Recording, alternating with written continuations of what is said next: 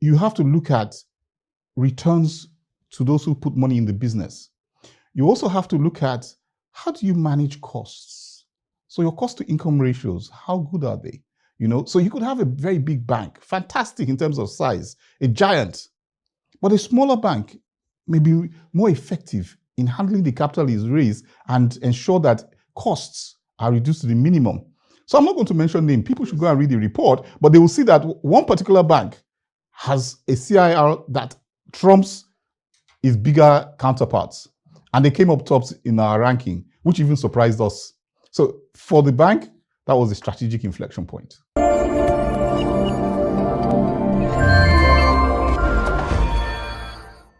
You're welcome to the WebTV special edition where we discuss developments in the financial market and the economy. Omoto Basebaseko. Proshare, a specialized financial intelligence practice firm, recently published the 5th edition of its flagship report, the Tier 1 Banks Report.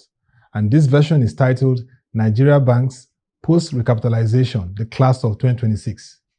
To provide insights into this report, I have in the studio Mr. Teslim Shitta-Bey, Director of Research, and Juliet Ikuomola, Corporate Analyst, all with Proshare. It's great to have both of you in the studio to discuss this report. Thank you very much, Shelton. Thank you for having me. Thank you. And congratulations to you, Mr. Teslim, and of course, and the team for this report. I would first like to understand why you choose the theme for this 5th edition, Nigeria Banks Post-Recapitalisation, the Class of 2026. Okay, thank you very much for the question, Otto. The reason for the theme is almost self-evident, right? Between 2024 and 2026, the banking system underwent recapitalization. Now, one of the things we were asking is, okay, we have recapitalized the banks, and so what? It is that so what question that the report addresses. After recapitalization, what do we expect to see happen in the banking sector and beyond the banking sector? And I think that's the central reason why the theme was actually adopted. Very, very interesting. And that brings me to another interesting part, which is the methodology. So, Juliet, you changed the methodology for this 5th edition. What informed that shift for this new methodology? Okay, thank you for the question. For this 5th edition, what we're trying to do is go beyond just the bank, the normal methodology that we usually do before now. Before now, we usually capture 13 indicators to look across the banks that we are monitoring. But here now, we improve the methodology to 25 indicators across 10 key performance areas. So why we did that is just to give the banks more rooms to know how each of these banks are performing and what is informing their performance. And this upgraded methodology recognizes 5 institutional standouts. The first one is that it's showing that which of these banks has improved better, and then in terms of their return to shareholders, which of them is giving the highest returns when risk adjustment is put in place. And then the third is that which of these banks has the best governance structure, not just beyond the numbers that we see in their financials, which of them has the best governance structure, and during this recapitalization that just concluded, which of these banks is best transformed structurally based on the recapitalization that they've been able to gather, given the CBN's regulations. Very, very interesting methodology, which I know that you continue to improvise as the other editions come, but this is quite instructive. And so Teslim, when you look at this particular edition too, one recurring word is the whole issue around the single proposition that Proshare has given, capital effectiveness. What informed this proposition, which is now encapsulating this report? Okay, interesting question, Otto. We've had a recapitalization exercise in 2024-2025 when Chukwuma Soludo was a CBN governor. And the expectation was that, look, with the larger capital base, the economy starts growing. We see a bigger economy, we see a more vibrant economy, greater employment, etc., etc. This is another recapitalization exercise. And we're asking, will that promise be fulfilled now? Because basically, when you're looking at a bank having a wider capital base, you assume that that bank becomes more effective more effective in terms of its loan application, more effective in terms of capital allocation, more effective, generally speaking, in terms of competitiveness. Charles Soludo at the time was actually interested in seeing Nigerian banks compete at the continental level. That was his emphasis. We need to see Nigerian banks amongst the 10 top banks in Africa. We weren't seeing them even in the top 20 at the time.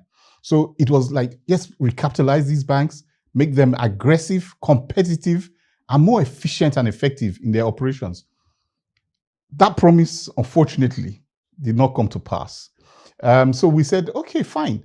It may not have worked then because of context, the nature of the economy, public policy, etc., etc. So now we raise the spectre of a revibrant banking sector through recapitalization. Now, is the environment correct to try the audacious act of growing the banking sector, to grow the Nigerian economy and make it more continentally competitive? That answer is still hanging. We don't know. But what we do know is that the recapitalization exercise has seen banks shift. And that's one of the reasons why my sister in her report, that she primarily led, identified some quirks. Traditionally, if you look at our last 4 reports, you would have seen that we had certain institutions always number one. As a matter of fact, one particular bank was number one for the 4 years. Suddenly, we see somebody who was perhaps third or fourth come to number one. Why? Not because of the total asset size, not because of actually the capital size, but because of that bank's operational efficiency. So in terms of return on equity, it came up tops. In terms of cost to income ratio, it came up tops. So therefore, we decided that, it was sensible for us to take some of the decisions we took in terms of expanding the variables across different criteria, 10 criteria with 24 variables. So to answer your question directly, effectiveness is king. In the new banking world, effectiveness is king. It's not just about size, it's about how you deploy the additional capital you've got and how that translates into investor returns. So shareholders should take a piece of the pie. Very true, Mr. Teslim, because even recently where there was a forum, the central bank governor, Mr. Layemi Cardoso, said the essence of this past exercise, like you've addressed, was to ensure that these banks have capital buffers, even if they have operations across Africa and across the globe. So capital effectiveness is the king, like you said.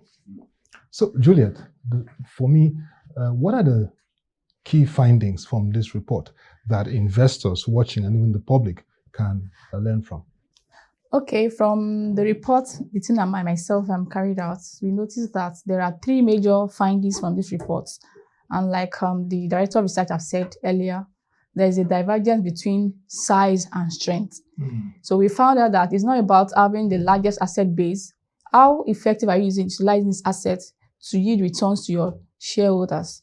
Then the second finding is that we found out that the Nigerian banks, in comparison with some African banks in Morocco, South Africa, Kenya, and Egypt, that Nigerian banks are underpriced, are traded at a discounted value compared to their peer in the African continent. So we observed this is in the report, and you can read more on that. And the third findings we found is that the Nigerian banks, when in pricing inflation, some of their returns to equity is either negative or below the average. So when we price in inflation, it shows that the banks are not necessarily doing well. We are not saying their figures in the audited results are misstated or not. What we are trying to say is that we are pricing inflation into the returns of this bank. How effective are they utilizing their assets in ensuring that they provide adequate returns to their shareholders? So basically, there are 3 major findings in the report.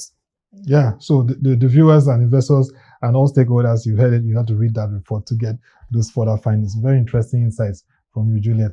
Now to you, Mr. Teslim, it's a concept I found out when we look at the executive summary and, of course, read through the report for those that have to enjoy this report. It's very important. The concept of the inflection point, I would like you to provide some insight into it. What's that concept? Okay, well, generally speaking in life, individuals, institutions, governments, cultures go through phases. Each phase is marked by unique characteristics. And quite honestly, that expression came from a book by Andrew S. Grove, who used to be the chief executive officer of Intel. Remember those laptops and you see Intel inside? Yes, that was the man behind that campaign, you know. And when he wrote his book, which was of a very interesting nature, actually, he said only the paranoid survive. That's the title of the book. Only the paranoid survive. You have to be paranoid enough to understand that inflection points can either sink you or float you. Whichever outcome is going to occur will depend essentially on your own response. Life is neutral. What is not neutral is your response to life. So we looked at it and said, you know what, recapitalization is actually an inflection point. We called it a strategic inflection point. That point at which you decide strategy. The past is not the future, but the future can learn from the past. And so we said, what are the lessons we could learn from what happened in the past? And where is it likely to take us in the future? So for us, we're at that strategic inflection point for banking institutions in the country. And like my colleague has rightly pointed out, the findings produced some very queer and interesting situations, right? So we're looking at shareholders and shareholders' returns, and we're saying, oh, these guys did very well. Did you adjust for inflation? So we decided to adjust for inflation, and we saw a reshuffling of the ranking of some of these institutions. So institutions that you consider to be very well performing actually look less attractive if you take into account inflation adjusted returns. And that's one of the variables we took a look at, right? For us, therefore, it's a strategic inflection point to such that you have to look at returns to those who put money in the business. You also have to look at how do you manage costs? So your cost to income ratios, how good are they? You know, so you could have a very big bank, fantastic in terms of size, a giant, but a smaller bank may be more effective in handling the capital is raised and ensure that costs are reduced to the minimum. So I'm not going to mention name. People should go and read the report, but they will see that one particular bank has a CIR that trumps its bigger counterparts. And they came up tops in our ranking, which even surprised us. So for the bank, that was a strategic inflection point. Very interesting, the inflection point insight you've given. And so that brings me to you, Juliet. Now, we've talked about, we talked about the rankings and trying to manage the names and all that. So let's go to the main point of this, the Proshare Bank Strength Index, the class of 2026. Just give us some insights into the banks and, of course, the metrics that brought them to that level, being the tier one for this edition. Okay, for this edition, I would just like to say firstly that the rankings of the banks is not a fixed thing, and it's not based on what we know as tier one banks. These are just the tier one banks. Yes. And like we said during the methodology, when we said that we upgraded our methodology to ensure that it captures even things that the ordinary person might not look at, like asset quality, the quality of their capital, and all of that. So these are what informed the ranking, and not necessarily based on either their size. So for the ranking that we had this year, we looked at 15 banks, 11 listed banks, and 4 unlisted banks. So the ranking didn't really cover for the unlisted bank. However, we had to take account to this bank regarding the CBN regulations on them. So we highlighted that in the report. So for the ranking, we have GTCO ranking first. Not necessarily because it's a large bank or so, but based on how they've performed and on the metrics we use in measuring them. Then after GTCO comes Access, Zenith, then we have Wema Bank ranking fourth in the list. So, Mr. Teslim, as we begin to run a very interesting conversation on the report, but of course, we encourage you to go and subscribe and be part of this interesting report. What is the outlook for the tier one banks beyond 2026? What are the policy signals, and what should policymakers, investors, shareholders, stakeholders take away for the public from this 5th edition of the Proshare Tier 1 Banks report? Well, I think the central bank, as a regulator, is moving in the right direction. the central bank is looking at people, processes, and procedures of banks. And so recent times, you've seen regular circulars being released by the CBN guiding this action or that action. And yeah, so it's moving in the right direction, making those banks more accountable, more transparent in their operations. And definitely the CBN has learned from the past. Like I said, we should also go into the past. You recapitalize. But what happened in the past is that you recapitalize and then you pour most of that money into white elephant lending. You know, yes, they look good on paper, but fundamentally they weaken your balance sheet down the line, because really and truly you haven't done a thorough job. You just wanted to see that, yes, you had a lot of money and you're pumping money into this big project. The CBN has cautioned through various subtle policies that, look, you might have more capital, but that capital needs to be deployed and allocated in a very efficient manner, because the CBN is not going to, one of the problems in the past was that we had a lot of forbearance. That's part of one of the reasons why they had to be recapitalized, right? Because there was a huge forbearance. CBN was holding back certain necessary measures that could have been taken to weaken their balance sheets if those measures had, if the CBN had not borne the loan assets. So I think one of the things the CBN is saying now is this: look, we're not going down that road again.